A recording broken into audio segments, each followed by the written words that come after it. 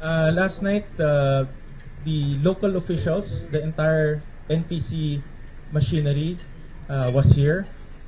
Governors, mayors, congressmen, pumunta sila dito to show their support to our NPC candidates, namely si Senator Lapid and si Senator JV Ercito. Ito yung dalawang full-fledged NPC members. We also have adopted candidates. Kagabi nandoon rin si Senator Grace Poe, who has been a constant adopted candidate by the NPC. Nung tumakbo siyang presidente, NPC was behind her.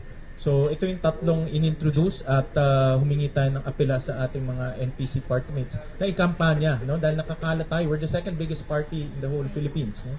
And na ikampanya sa ating mga lalawigan, sa ating mga distrito.